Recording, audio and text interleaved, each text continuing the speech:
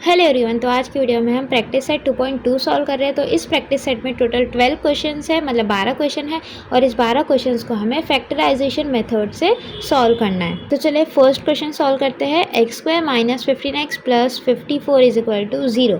तो दोस्तों factorisation method का फर्स्ट स्टेप क्या है वो देखते हैं। फर्स्ट स्टेप है कि हमें मल्टीप्लाई करना है। अब हमें क्या मल्टीप्लाई करना है वो आपको बताती हूँ। x² है ना, इसका जो कोएफिशिएंट है ना, मतलब इसके आगे जो नंबर लिखा हुआ है उससे हमें इस कांस्टेंट को मल्टीप्लाई करना है। तो x² के आगे कुछ नहीं लिखा है, मतलब 1 है, ठीक है। तो अभी हमें क्या करना है, 1 × 54 करना है। बीच के टर्म को आप मत देखो, फर्स्ट और लास्ट टर्म आपको देखना है, ठीक है। तो 54 1 क्या होता है, 54 होता है। तो हमने फर्स्ट स्टेप में मल्टीप्लाई कर लिया फर्स्ट और थर्ड टर्म को, ठीक है। 1 × 54 क्या होता है, 54 होता है। सेकेंड स्टेप में हमें क्या करना है, ये जो 54 हमें आंसर मिला ना, इसे हमें दो नंबर्स में स्प्लिट करना है, मतलब बांटना है। अब ऐसे दो नंबर्स ढूंढो जिनको आप मल्टीप्लाई करोगे तो आपको 54 आंसर मिलेगा, और वही दो नंबर को अगर आप प्लस या माइनस करोगे तो आपको ये बीच का टर्म मिलेगा जो है 15। तो आपके दिमाग में ऐसे कोई दो नंबर आ रहे हैं क्या जिसको आप मल्टीप्लाई करोगे तो 54 आंसर मिलेगा, और इसे प्लस और माइनस करोगे तो 15 आंसर मिलेगा? अगर नहीं आ रहा है और एग्ज़ाम में अगर बहुत टेंशन होती है तो हमारे दिमाग में आंसर आने वाले रहते हैं, वो भी नहीं आते हैं ना, कुछ सोचता नहीं हमें। तो हम क्या कर सकते हैं, देखो ये जो फैक्टराइजेशन मेथड है ना, हम इसे यूज़ कर सकते हैं। तो देखो फैक्टराइजेशन मेथड में ही फैक्टर ये जो वर्ड छुपा हुआ है, ठीक है। तो हमें क्या करना है, फैक्टराइज करना है 54 को, 54 के फैक्टर्स निकालने हैं। तो 2 × 2 = 4, 2 × 7 = 14, 3 × 9 = 27, 3 × 3 = 9, 3 × 1 = 3। तो हमें 54 के 2 × 3 × 3 × 3 ये 2 3 3 3 ये 4 फैक्टर्स मिल गए, ठीक है। अब इन 4 नंबर्स को हमें यूज़ करके दो नंबर बनाने हैं। जो दो नंबर को हम प्लस माइनस करेंगे तो हमें 15 मिलेगा। आप देखो कैसे, 2 × 3 क्या होता है, 6 होता है। 3 × 3 क्या होता है, 3 × 3 = 9 होता है, ठीक है। तो अब आप चेक करो कि 6 और 9 इन दोनों नंबर्स को प्लस या माइनस करके आपको 15 मिल रहा है क्या? हाँ, देखो 6 + 9 क्या होता है, 15 होता है। तो हमें 6 + 9 करके 15 मिल रहा है, ठीक है। तो हमने 54 को दो नंबर्स में स्प्लिट कर लिया है कि देखो 6 × 9 = 54 होता है और 6 + 9 15 भी होता है ना। अब दूसरी चीज़ जो हमें ध्यान देनी वो क्या है, हमें इनके साइंस को देखना है, ठीक है।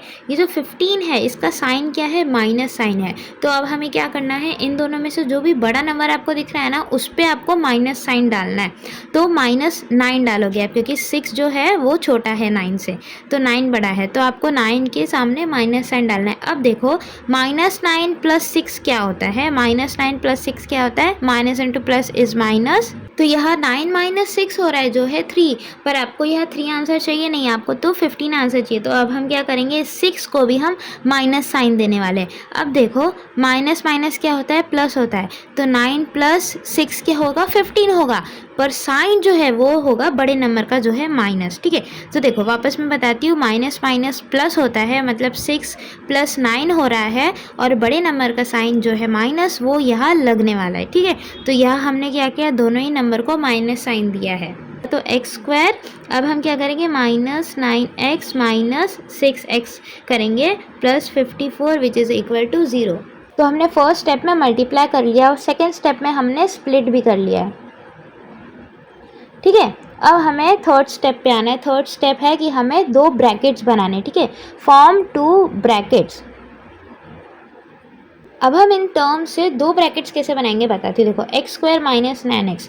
अब हमें क्या करना है, इन दोनों ही में जो भी कॉमन आपको दिख रहा है उसे बाहर लेना है, और जो बचा हुआ है वो हमें ब्रैकेट के अंदर लिखना है, ठीक है। यहाँ मैं ब्रैकेट लिखती हूँ।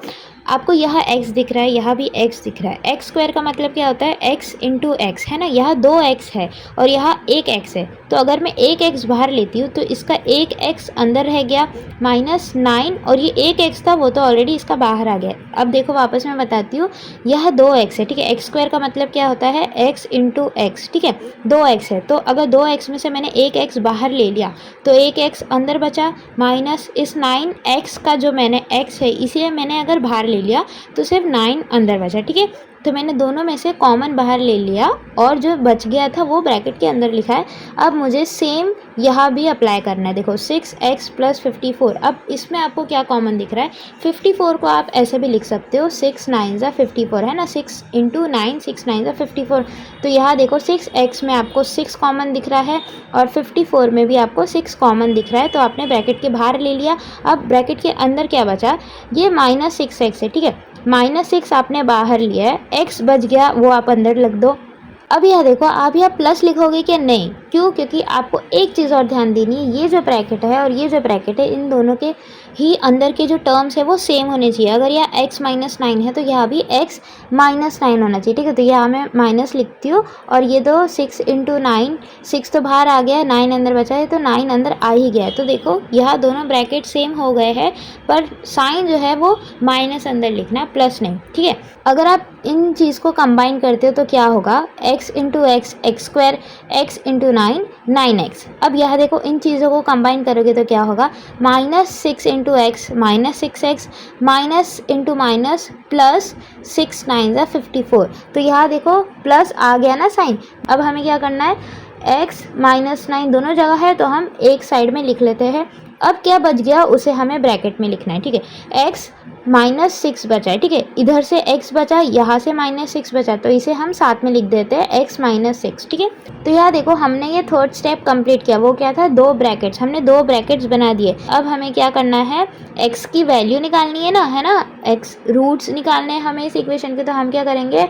x - 9 = 0 और x - 6 = 0। x = -9 इधर आके 9 हो जाएगा और x = -6 इधर आके 6 हो जाएगा। तो x = 9, x = 6। तो इस चीज़ से आपको क्या पता चलता है कि क्वाड्रेटिक इक्वेशन की कभी भी 2 सॉल्यूशंस मतलब 2 रूट्स होते हैं, वो सेम भी होते हैं, अलग भी होते हैं। तो यहाँ हम फाइनल आंसर में क्या लिखेंगे?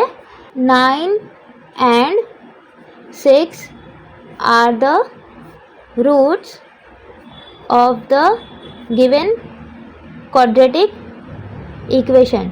तो ये रहा दोस्तों सेकेंड वन, x² + x - 20 = 0। तो हमारा फर्स्ट स्टेप क्या है? हमें फर्स्ट और थर्ड टर्म मतलब फर्स्ट और लास्ट टर्म को मल्टीप्लाई करना है, ठीक है। तो x² का कोएफिशिएंट क्या है? 1 है। तो 1 × 20 क्या होता है? 20 ही होता है, मतलब -20। तो हमने फर्स्ट स्टेप में मल्टीप्लाई कर लिया। अब सेकंड स्टेप में हमें क्या करना है? इस 20 को स्प्लिट करना है, ठीक है। तो ऐसे 2 नंबर्स बताओ जिसे आप मल्टीप्लाई करोगे तो 20 मिलेगा। पर अगर इन 2 नंबर्स को अगर आप प्लस या माइनस करोगे तो आपको ये बीच का टर्म मिलेगा, ठीक है। तो 20 के फैक्टर्स निकालते हैं। 2 × 10 = 20, 2 × 5 = 10, 5 × 1 = 5। तो हमें क्या क्या फैक्टर्स मिले? 2 × 2 × 5, ठीक है। तो अब हमें इन 3 से कोई भी 2 नंबर बनाने हैं, ठीक है। तो देखो 2 × 2 क्या होता है? 4 होता है। तो 4 × 5 क्या होता है? 4 × 5 = 20, है ना।